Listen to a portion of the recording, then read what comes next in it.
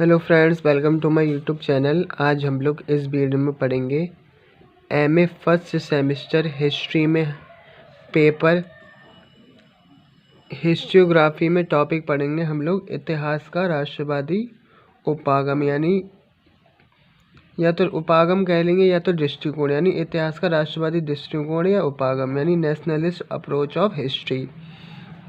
तो ये परीक्षा की दृष्टि से काफ़ी महत्वपूर्ण प्रश्न है जो कि परीक्षा में कई बार अधिकतर पूछा जाता है। तो शुरू करते हैं। इतिहास के साम्राज्यवादी उपागम के प्रति उत्तर स्वरूप इतिहास का राष्ट्रवादी उपागम अस्तित्व में आया। उपागम अस्तित्व में आया यानी साम्राज्यवादी उपागम के प्रति उत्तर स्वरूप, यानी उसके विरोध में या उसके प्रति उत्तर में, यानी उसके उत्तर के लिए इतिहास का राष्ट्रवादी उपागम यानी दृष्टिकोण या उपागम अस्तित्व में आया। उसके जवाब में इतिहास के राष्ट्रवादी उपागम के पीछे तर्क दिया गया कि यदि अंग्रेज साम्राज्यवाद के पक्ष में भारतीय इतिहास का दुरुपयोग कर सकते हैं तो हम भी राष्ट्रवाद के पक्ष में इसका उपयोग कर सकते हैं। राष्ट्रवादी इतिहासकारों में साम्राज्यवादी इतिहासकारों मुख्यतः जेम्स मिल एवं विसेंट स्मिथ द्वारा प्रतिपादित विचारों का ब्रिटिश राजतंत्र प्रणाली की श्रेष्ठता, कुषाण एवं गुप्तों के बीच भारतीय इतिहास का अंधकार युग था आदि का प्रतिकार किया। यानी साम्राज्यवादी इतिहासकारों ने अपनी ब्रिटिश राजतंत्र की श्रेष्ठता बताई, उनको अपने आप को अच्छा बताया। कुषाण, गुप्तों, इन सबको अंधकार का युग बता दिया। तो इसके जवाब में इतिहासकारों ने साम्राज्यवादी इतिहासकारों ने जहां भारतीय इतिहास की छवि को धुंधला करने के प्रयास किए थे, इसके ठीक विपरीत राष्ट्रवादी इतिहासकारों ने, यहाँ पे थोड़ा मिसप्रिंट हो गया, इतिहासकारों ने भारतीय इतिहास को गौरवान्वित करने के प्रयास किए थे। इस तारतम्य यानी इस संदर्भ में सतीश चंद्र ने लिखा है, ये इतिहासकार है, 19वीं सदी के आखिर के 2.5 दशकों में राष्ट्रवादी आंदोलन के विकास ने भारतीय इतिहासकारों को इतिहास लेखन को विशेष रूप से प्रोत्साहित किया। इन इतिहासकारों ने ब्रिटिश इतिहासकारों के बहुत से अस्पष्ट रवैये के विरुद्ध प्रतिक्रिया व्यक्त की। भारतीय संस्कृति की अद्वितीयता और प्राचीनता एवं स्वतंत्र अस्तित्व पर यूनानी अथवा फारसी संस्कृति पर आधारित नहीं विस्तार से लिखकर भारत को गर्व का अनुभव कराया। इन रचनाओं ने भारतीय संस्कृति की अद्भुत निरंतरता पर भी बल दिया गया। यानी साम्राज्यवादी इतिहासकारों ने जैसे भारतीयों के इतिहास को, जैसे भारत के इतिहास को जैसे श्रेष्ठ नहीं बताया। उन्होंने कहा कि जैसे हम ब्रिटिश ज़्यादा श्रेष्ठ हैं या हमारे देश का अधिक इतिहास ज़्यादा श्रेष्ठ है। तो इसके प्रत्युत्तर हमारे जो देश के राष्ट्रवादी इतिहासकार थे उन्होंने ये कहा कि हमारे देश का इतिहास तुम लोगों के और तुम्हारे देश के इतिहास से कम नहीं है। जैसे हम तुमसे ज़्यादा क्या थे, इतिहास में अच्छे थे, या हमारा इतिहास तुम्हारे इतिहास से ज़्यादा अच्छा है। तो इसके संदर्भ में आया। राम शरण शर्मा महोदय ने भी इस तथ्य को उद्घाटित किया है कि साम्राज्यवादी इतिहासकारों द्वारा इतिहास की एक पक्षीय व्याख्या भारतीय विद्वानों, विशेषकर पाश्चात्य शिक्षा प्राप्त विद्वानों के लिए एक चुनौती के समान थी। इन्होंने लिखा है कि वे एक और उपनिवेशवादियों द्वारा इतिहास को तोड़ मड़ोड़ कर भारत की अतीत छवि को धूमिल किए जाने से चिढ़े हुए थे, और दूसरी ओर भारत के पत्तनोन्मुख सामंती समाज और इंग्लैंड के फूलते फलते पूंजीवाद समाज के बीच घोर वैषम्य देखकर दुखी भी थे। बहुतेरे विद्वान दृढ़ संकल्प के साथ मैदान में उतरे। उनका संकल्प भारतीय समाज को सुधारना ही नहीं बल्कि यह भी था कि भारत के प्राचीन इतिहास का इस प्रकार पुनर्निर्माण किया जाए कि उससे समाज को सुधारने में और इससे भी बढ़कर स्वराज्य प्राप्त करने में सहारा मिले।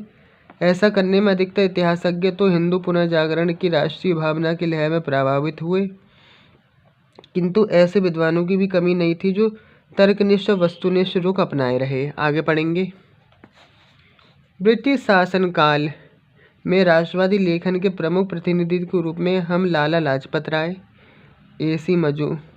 AC. Majumdar, R G. Pradhan, Pattabhi Sitaramayya, Surendranath Banerjee, V D. Savarkar, C F. Andrews, Girija Mukherjee आदि विद्वानों को ले सकते हैं। यानी ये इतिहासवादी लेखक थे, इतिहास के राष्ट्रवादी लेखक थे। बी.डी. सावरकर महोदय ने the Indian war of independence में 1857 के विद्रोह को भारतीय स्वतंत्रता आंदोलन का प्रथम संग्राम कहकर संबोधित किया है। भारत में राष्ट्रीयता की लहर को उत्पन्न करने में लाजपत राय की कृति पंजाब केसरी ने भी अहम भूमिका निभाई थी। A.C.E. मजूमदार ने Indian national revolution, C.V. Chintamani ने Indian politics since the mutiny एवं सुरेंद्र नाथ बनर्जी ने a nation in the making रचना कर भारत में राष्ट्रीय मत को पुष्ट किया। यानी इन लोगों ने राष्ट्रवादी विचारधारा को अपनाया और अपनी रचनाओं में राष्ट्रवादी विचारधारा का प्रयोग किया। लेखन से इन लोगों को जो पढ़ते थे उनमें राष्ट्रीयता की भावना जागृत हुई। साम्राज्यवादी इतिहासकारों को अपने राजनीतिक इतिहास एवं अपनी राजनीतिक संस्थाओं का अत्यधिक अभिमान था। अतः D.R. भंडारकर, K.P. जायसवाल एवं A.S. अल्तेकर आदि भारतीय विद्वानों ने प्राचीन भारतीय राज्य व्यवस्था एवं राजनीतिक इतिहास का अध्ययन कर यह प्रमाणित करने का प्रयास किया है कि प्राचीन काल में भी भारत का राजनीतिक इतिहास था एवं भारतवासियों को प्रशासनिक कार्यों का ज्ञान था। पुरालेखविद देवदत्त रामकृष्ण भंडारकर महोदय ने प्राचीन भारतीय राजनीतिक संस्थाओं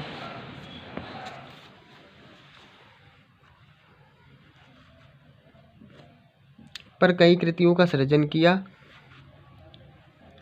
भंडारकर की सर्वोच्च प्रतिभा का प्रमाण तो यह है कि उन्होंने मात्र अशोक के अभिलेखों के आधार पर अशोक का इतिहास लिखने का शालग्राम प्रयास किया।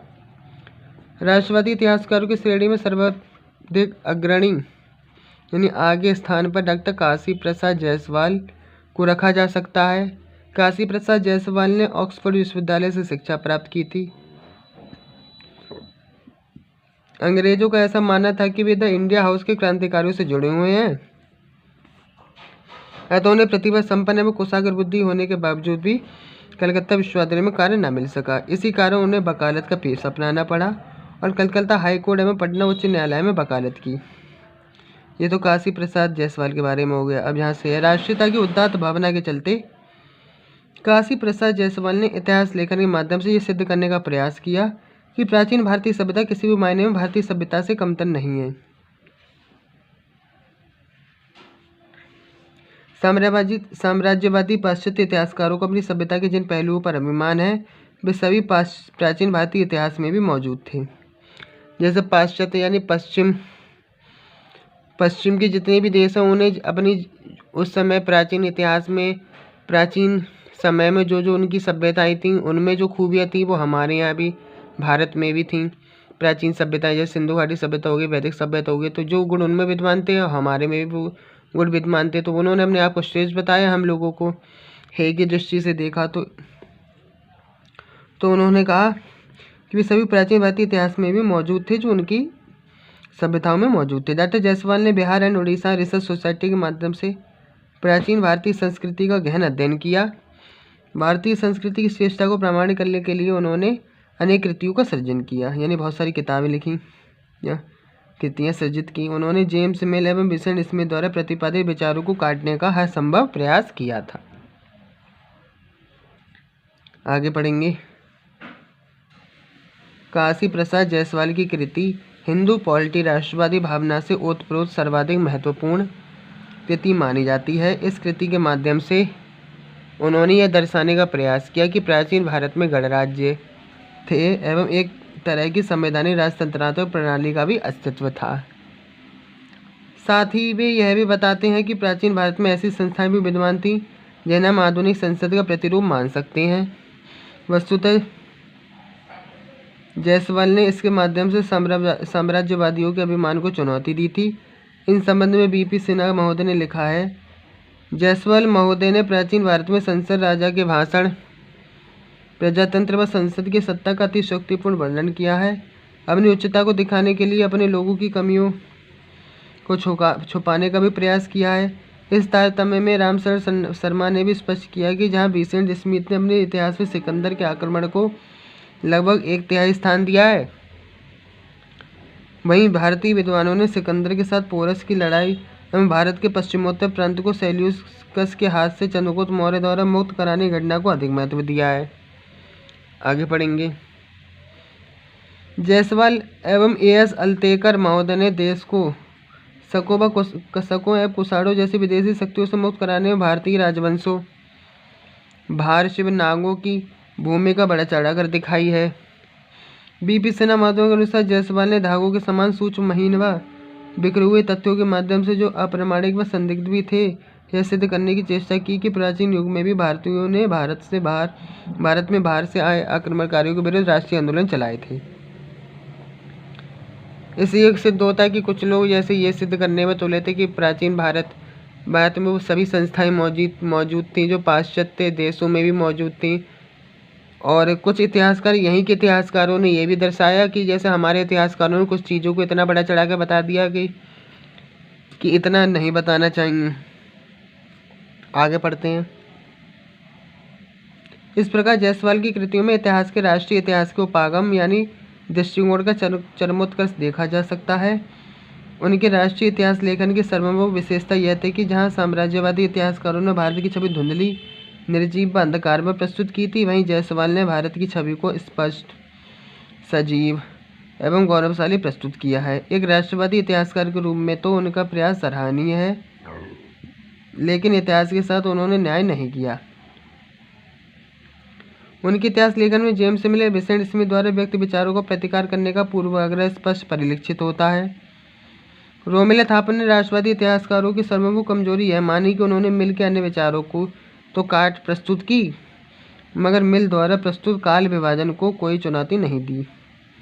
इस काल विभाजन के संदर्भ में प्राचीनतर काल के गौरव मंडन का अर्थ बुनियादी तौर से हुआ हिंदू काल का गौरव मंडन। इससे मिल की काल विभाजन की अवधारणा को और भी बल मिला। अब आगे पढ़ेंगे। इस इलाहाबाद स्कूल ऑफ हिस्ट्री यानी इलाहाबाद मत ने राष्ट्रवादी इतिहास लेखन के विकास में महत्वपूर्ण भूमिका निभाई। डॉक्टर ताराचंद ने जो इलाहाबाद मत के प्रवर्तकों में अग्रणी थे। इन्फ्लुएंस ऑफ इस्लाम ऑन, आगे पढ़ेंगे, इंडियन कल्चर एवं कई खंडों में हिस्ट्री ऑफ फ्रीडम स्ट्रगल लिखकर राष्ट्रवादी विचारों को दृढ़ता प्रदान की।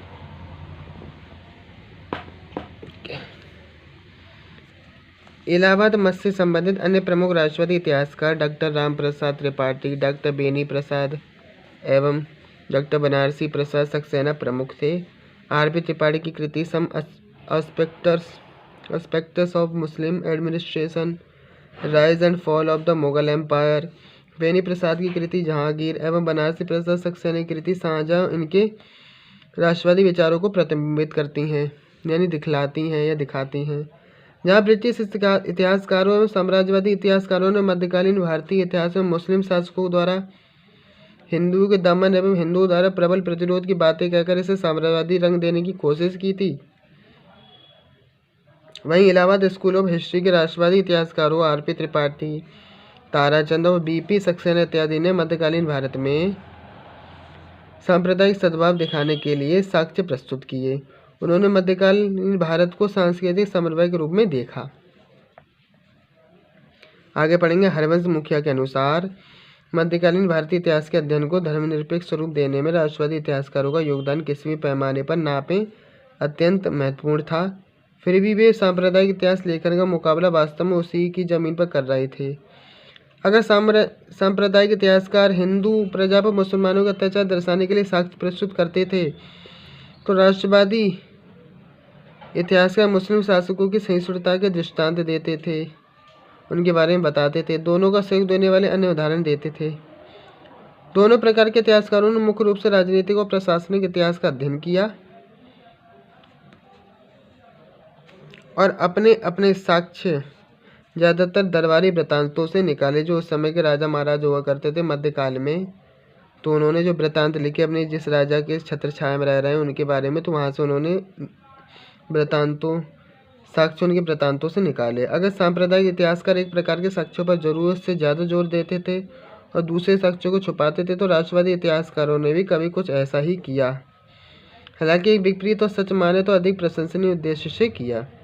आगे बढ़ेंगे। मध्यकालीन भारतीय इतिहास में जहाँ ब्रिटिश इतिहासकारों ने हिंदू मुस्लिम वैमनस्य को भड़काया था, वहीं आधुनिक काल में उन्होंने कई रणनीति अपनाई। बिपिन चंद्र के अनुसार ब्रिटिश इतिहासकारों ने 18वीं शताब्दी के मराठा साम्राज्य के ब्राह्मण प्रभुत्व के बारे में उसी तरह लिखा जैसे दिल्ली सल्तनत या मुगल साम्राज्य के प्रभुत्व, मुस्लिम प्रभुत्व के बारे में लिखा। पर भारतीय इतिहासकारों ने इस बदलावे दृष्टिकोण को ग्रहण नहीं किया। उदाहरण के लिए जीएस सरदेसाई ने यह कहा जाता है कि माधवराव नारायण राव के राज्यकाल में देशार्थों और कोंकणस्थों ब्राह्मणों के बीच ठनी हुई थी, पर यह कतई सही नहीं है। मैं दोनों जातियों के ऐसे सदस्यों को पेश कर सकता हूँ जो एक दूसरे पक्षों के साथ पंक्तिबद्ध थे। बिपिन चंद्र ने भी इतिहासकार सरदेसाई के इस कथन को राष्ट्रीय एकता की भावना का परिचायक माना। आगे पढ़ेंगे। इस प्रकार हम देखते हैं कि राष्ट्रवादी इतिहासकारों ने भारतीय राष्ट्रीय अस्मिता पर, उसके अस्तित्व पर, अस्मिता पर ब्रिटिश इतिहासकारों द्वारा किए गए प्रत्येक प्रहार का हर संभव प्रतिकार करने की कोशिश की। पार्थ चतुर्थी इस तारतम्य में लिखते हैं, संदर्भ में लिखते हैं कि नई भारतीय विधान मंडली ने यूरोपीय इतिहास लेखन के आधुनिक बुद्धि संगत सिद्धांतों को बड़े उत्साह के साथ अंगीकार किया, दिखाया, बताया। लेकिन अंग्रेज इतिहासकारों ने भारतीय इतिहास को जिस रूप से लिखा उन्होंने उसे स्वीकार नहीं किया। भारतीय राष्ट्रवादी इतिहासकारों ने प्राचीन भारतीय संस्कृति एवं सभ्यता को एक गौरवशाली एवं समृद्ध परंपरा के रूप में प्रस्तुत किया। मध्यकालीन भारतीय इतिहास को एक सुंदर सांस्कृतिक समन्वय के रूप में चित्रित किया एवं आधुनिक भारतीय इतिहास में समस्त भारत में फैलती राष्ट्रीय चेतना की भावना एवं जागृति को प्रखरता के साथ सामने रखा। अतः सुमित सरकार जो लेखक ने उचित ही लिखा है कि औपनिवेशिक इतिहास को मुख्य रूप से अंग्रेजी शासन को कायम रखने और उसकी पुष्टि के लिए विकसित किया गया था, परंतु इसका परिणाम पूर्णतः विपरीत हुआ। वह शीघ्र ही सीमित परंतु शक्तिशाली देशभक्ति के दावों को प्रस्तुत करने का आधार बन गया। यह एक ऐसा आधार था जिसने इतिहास को राष्ट्रवादी उपागम या दृष्टिकोण द्वारा साम्राज्यवादी एवं सांप्रदायिक इतिहासकारों को कड़ी चुनौती प्रस्तुत की। तो हम लोगों ने पढ़ा कि इतिहास का राष्ट्रवादी उपागम या दृष्टिकोण क्या होता है, इसमें क्या क्या बातें होती हैं, किसके विरोध में यह आया। आगे हम लोग वीडियो में पढ़ेंगे इतिहास का मार्क्सवादी दृष्टिकोण या उपागम, और हम पढ़ेंगे समाजवादी दृष्टिकोण या उपागम क्या था जिसके कारण ये राष्ट्रवादी उपागम या दृष्टिकोण आया। तो चैनल को सब्सक्राइब, वीडियो को लाइक करें, और आज की वीडियो हम लोग यहीं समाप्त करते हैं। धन्यवाद।